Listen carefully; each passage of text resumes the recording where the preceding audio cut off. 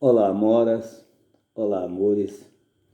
No vídeo de hoje, nós vamos tratar um pouquinho desse fenômeno que aconteceu com a filosofia após a emergência do cristianismo.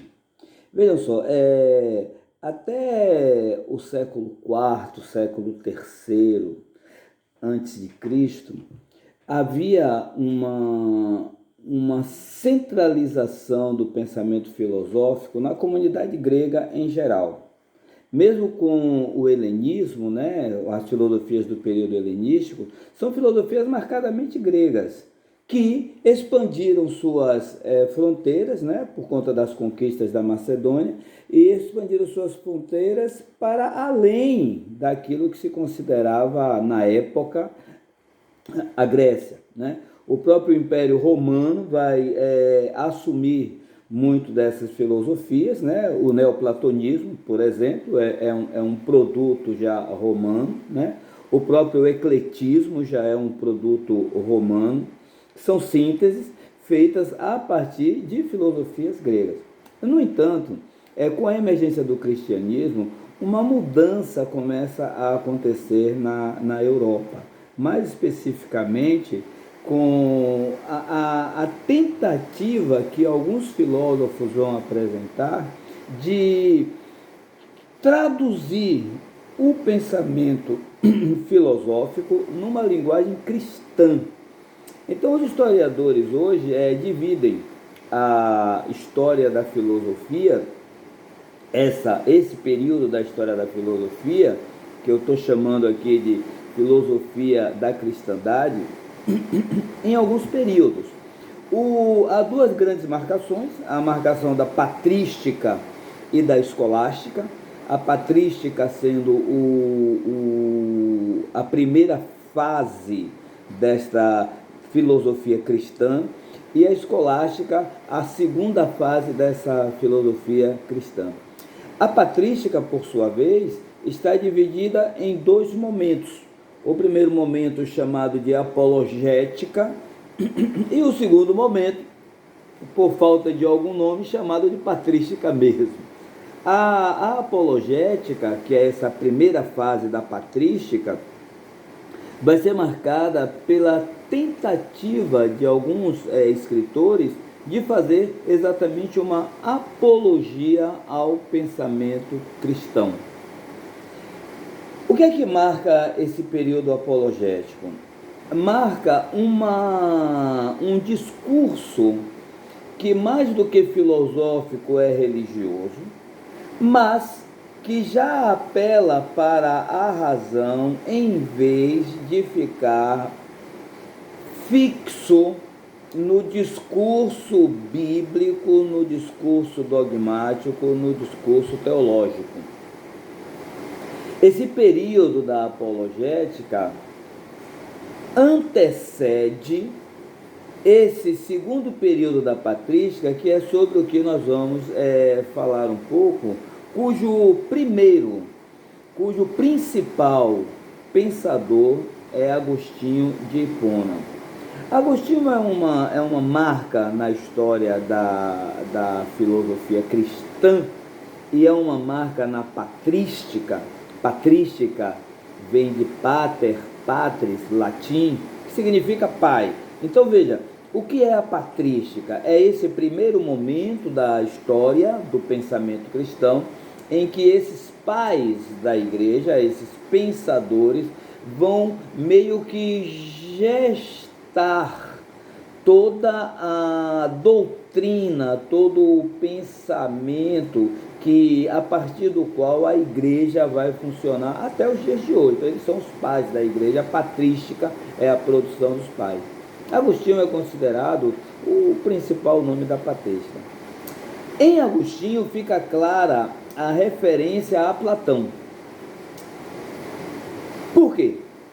Porque Platão, como vocês sabem, divide o mundo em duas grandes realidades. Uma realidade de fato, que é o mundo das ideias, e uma cópia da realidade, que é o mundo dos fenômenos. Agostinho pega este modelo platônico para definir o que seria a cidade dos homens, equivalente ao mundo dos fenômenos, e a cidade de Deus, equivalente ao mundo das ideias. Ora, o que seria a cidade dos homens? Seria esta condição que cuida do que ficou conhecido na Idade Média, ficou conhecida como o século, e que nós vamos tratar aqui como o mundo. O mundo nesse sentido mais prático é a política, é a economia, são as relações humanas do dia a dia. Isso seria o mundo dos fenômenos.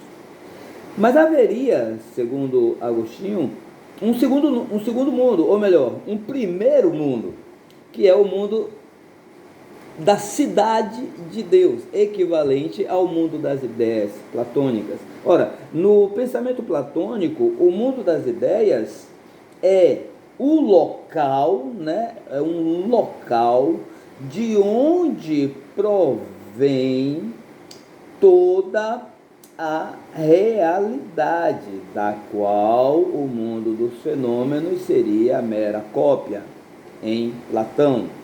Agostinho vai dizer: a realidade é Deus.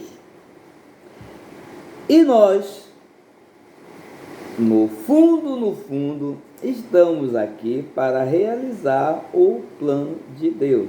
Então, todas as nossas relações políticas, sociais, econômicas, estariam, em última instância, realizando o plano de Deus. O que seria um homem que vive no mundo, na cidade de Deus?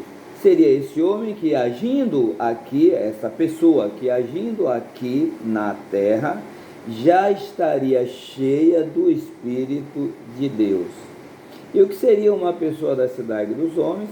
Seria esta pessoa que vive apenas a realidade terrena, sem nenhuma perspectiva de uma vida futura real no seio de Deus, no coração de Deus e por aí vai.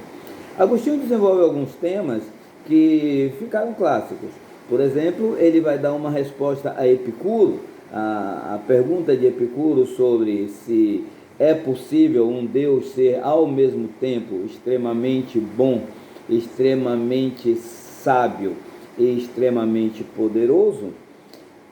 E Epicuro disse que não é possível, porque a existência do mal prova que ou Deus não é totalmente bom, porque deixa o mal existir, ou Deus não é totalmente poderoso, porque não consegue eliminar o mal, ou Deus não é totalmente sábio, porque não sabe que existe esse mal que ele poderia e quereria acabar.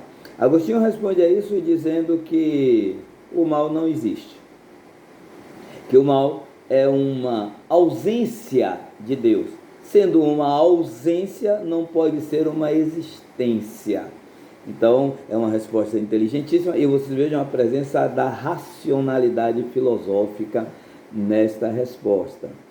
Para explicar a existência dessa ausência do mal, Agostinho vai ter que apelar para um outro conceito que vai ser desenvolvido por ele, o conceito do livre-arbítrio. Então ele vai dizer que ao homem foi dada uma condição de liberdade tal que lhe permite dizer a Deus Todo-Poderoso: não, Deus, eu não quero você na minha vida. E por que Deus permitiria isso? Porque Deus quis. Deus, amando o homem de uma maneira especial, segundo Agostinho, vai dizer: a você eu vou dar a condição de dizer se quer ou não quer a minha presença. E como o homem diz que não, diz que não, seguindo uma determinação ou uma permissão de Deus, Deus não pode cometer a ilogicidade de, tendo permitido dizer o não, desrespeitar o não. Então você vê que tem toda uma presença filosófica nesta discussão teológica. Só que tem um problema, mas Deus sabe que o cara vai dizer não. Se o sujeito vai dizer não, porque Deus deu a permissão a ele. E aí Agostinho responde de uma maneira muito interessante, falando sobre o tempo. Ele diz, olha, para nós humanos, existe o passado, o presente e o futuro. Para Deus, não. Agostinho diz que o passado é apenas o presente lembrado. E o futuro é apenas o presente esperado. O que existe de fato é o presente vivido. O presente vivido, quando vai ser lembrado, a gente chama de passado. O presente vivido, quando vai ser esperado, vai ser chamado de futuro. E Agostinho vai dizer que o tempo é uma criação de Deus e que, portanto, não existia antes de Deus, existe depois, e foi criado por Deus para que Deus, neste tempo criado por ele, constituísse aí o mundo. Então Deus veria o mundo pelo lado de fora do tempo, e ao ver o mundo pelo lado de fora, ele vê tudo ao mesmo tempo. Então, ele, ao permitir que o homem diga não, já sabe que o homem vai dizer não, mas também já sabe que permitiu ao homem dizer não. Então, tudo acontece segundo um plano de Deus, mas isso não significa que o homem que diz não porque Deus quis. Diz não porque ia dizer não, já que Deus quis dar liberdade ao homem.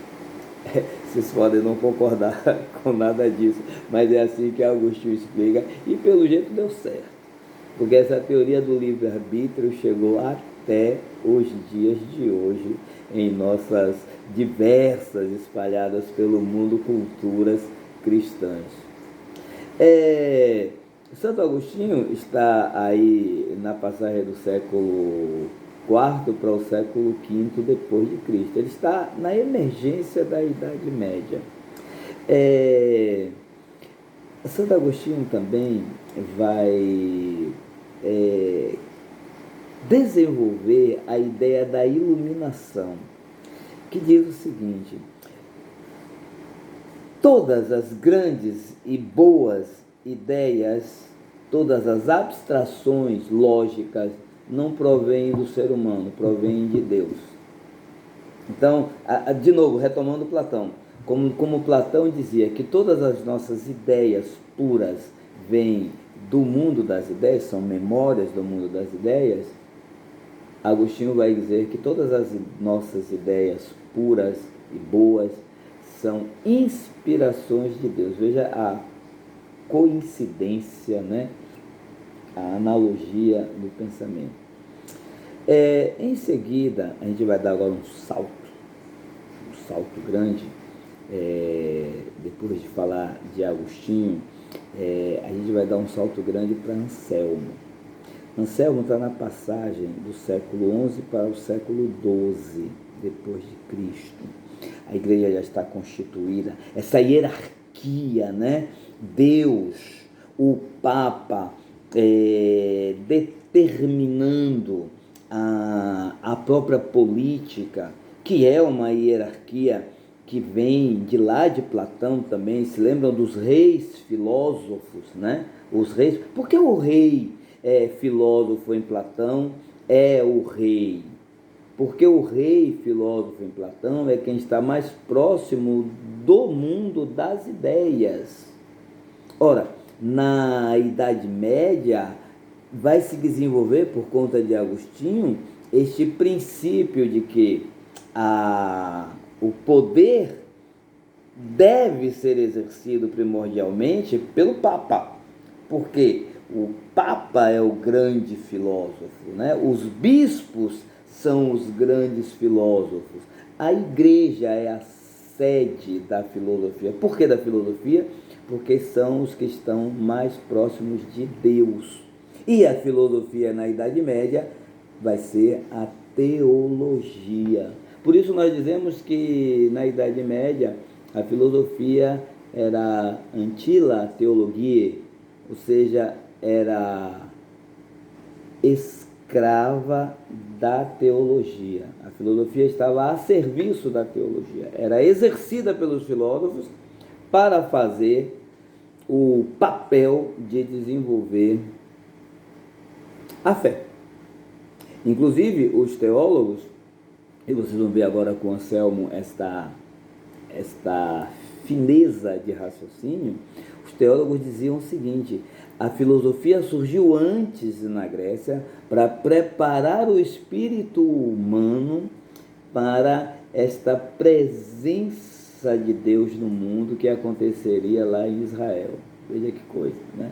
Então, Deus antes teria preparado a mente para a chegada de Jesus, né? Eu só não sei porque ele não nasceu já na Grécia, né? Já facilitaria a coisa, né? Mas isso aí são outros mistérios e eu não vou entrar nessa discussão aqui agora, até porque eu não tenho competência para tanto. Mas Anselmo vai ser um exemplo dessa fineza do raciocínio ainda mais elaborado. Veja só, gente, Anselmo teve várias contribuições para a teologia, mas tem uma contribuição para a filosofia que é extremamente interessante e o fez famoso. Vai ser chamado o argumento ontológico da existência de Deus. Ontológico. Cuidado para não confundir com antológico, hein? Antologia tem a ver com coleção, deriva de buquê, né? Antos, né? Antos são flores, né? Então, a antologia seria a coleção, seria o buquê, né? De flores de determinado conhecimento. Então, você tem a antologia de poética, né, a antologia cinematográfica, enfim, são coleções do que há de melhor, né? Eu estou falando de ontologia. Ontos, onta, o ser, é grego também, né? Ontos. Esse argumento de Anselmo vai discutir e provar a existência de Deus a partir da natureza de Deus. E eu vou resumir esse argumento aqui, ele é um pouquinho extenso, mas eu vou só mostrar qual é a ideia central de Anselmo. Todo mundo que fala de Deus sabe do que é que se está falando, mesmo quem não acredita nele. Ok? Assim como eu acredito em disco voador ou não acredito em disco voador. Mas o que é um disco voador? Eu sei o que é. Ok? Eu que não acredito, digo, sim, eu sei, essa coisa de uma nave de extraterrestres que vem para cá e tal, eu não acredito nisso, beleza. Se eu não sei o que é disco voador, eu não posso dizer se acredito ou não acredito. Então, Anselmo diz assim: todo mundo que diz que não acredita em Deus, só pode dizer porque sabe o que é Deus. E o que é Deus? Bom, definição básica de Deus na Idade Média: Espírito perfeitíssimo, Criador de todas as coisas. Espírito perfeitíssimo significa que tem todas as perfeições. E aí Anselmo vai fazer um pequeno truque. Ele vai dizer: todas as coisas têm pelo menos uma existência. As coisas que de fato existem têm pelo menos uma existência. Desculpem, tem pelo menos uma perfeição. A perfeição da existência. Se Deus existe e tem todas as perfeições, então ele é Deus. Mas, se Deus não existe, e portanto não tem todas as perfeições, então ele não é Deus. Ou seja, quando eu estou discutindo Deus, eu estou discutindo um ser que tem todas as perfeições, inclusive a existência. Em resumo, eu não posso dizer que não acredito num ser que tem todas as perfeições. Eu não posso dizer eu não acredito em Deus. Eu posso dizer eu não sei o que é Deus. Eu posso dizer eu não entendi a sua pergunta. Mas eu não posso dizer eu não acredito em Deus. Por quê? Definição de Deus: ser que possui todas as perfeições, já que é perfeitíssimo e criou todas as coisas. Então, com esse argumento, que é bem mais complexo, mas eu estou aqui resumindo, Anselmo está mostrando que, ao falar de Deus, você assumidamente declara que está falando de um ser que existe. Outro salto. No século XIII, Tomás de Aquino lê Anselmo, e Tomás de Aquino vai ser marcado não pelo pensamento platônico, mas pelo pensamento aristotélico.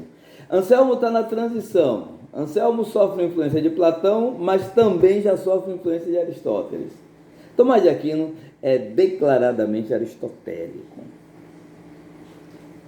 Tomás de Aquino lê Anselmo e vai dizer assim, tem um probleminha aí, Anselmo. Não é possível provar a existência de Deus. Por uma questão muito simples. Deus está para além de qualquer apreciação física. E Tomás é um discípulo tardio de Aristóteles, aquele que puxou o céu de Platão e trouxe para a terra, né? Puxou o mundo das ideias de Platão e transformou e botou todo no mundo do fenômeno. A teoria do ilemorfismo, né? Tudo é feito de matéria e forma, ato e potência, essência e acidente, essas coisas que vocês já viram em outras edições de vídeos meus. E aí, Tomás de Aquino vai apresentar 5 vias, eu vou apresentá-las bem rapidinho para não ficar cansativo, as 5 vias de Tomás de Aquino para provar a existência de Deus, não de forma ostensiva e não a partir de um raciocínio elaborado, como Anselmo fez. Tomás de Aquino vai assumir o seguinte, olha, eu só posso perceber Deus por analogias. Analogias, pronto. Eu conheço o perfume de minha esposa, o perfume que ela mais gosta de usar. Quando eu chego no quarto e sinto o perfume de Martinha, eu sei que Martinha está em casa, mesmo sem tê-la visto. Isso é uma analogia. Tomás de Aquino vai dizer há vários indícios da presença de Deus na Terra e ele vai no mundo e ele vai apresentar 5 deles. O primeiro, ele chama de primeiro motor imóvel. Ora, algo move todas as coisas no mundo. Esse primeiro motor, ele diz, é Deus. Segundo, causa primeira. Tudo que existe tem uma causa. Qual vai ser a primeira causa? Deus, que por ser primeira é incausado. Deus é eterno. Terceira via, a via do contingente e do necessário. Se tudo for contingente, ou seja, se tudo um dia não existiu e depois vai deixar de existir, então houve um tempo em que não existia nada. Se não existia nada, então houve um tempo em que nada poderia ter criado nada. Resultado, hoje não existiria coisa alguma, mas existe. Então, há algo que sempre existiu. Esse é o necessário, não é contingente, o necessário é Deus. Quarta via, a via da perfeição. Tudo que existe tem um nível de mais ou menos perfeito. Tomás diz, então deve existir a coisa mais perfeita de todas as coisas que existem. Essa coisa mais perfeita, ele diz, é Deus. Eu sei que essa é fraquinha, mas é uma das vias. E a quinta e última via que ele chama de ordem no mundo ou de finalidade, que a gente diz que é a analogia da teleologia, ou seja, tudo tem uma finalidade, tem um telos, tem um fim. Se você observar, os olhos estão na frente do rosto, o nariz está perto da boca, a boca está no início do organismo, tudo é feito de uma forma tão organizada que significa que alguém pensou. Ora, se alguém pensou, esse alguém tem que ser muito inteligente. Quem é esse ser? Deus. E assim a gente termina a nossa viagem rápida pelo pensamento medieval cristão. Beijo, galera!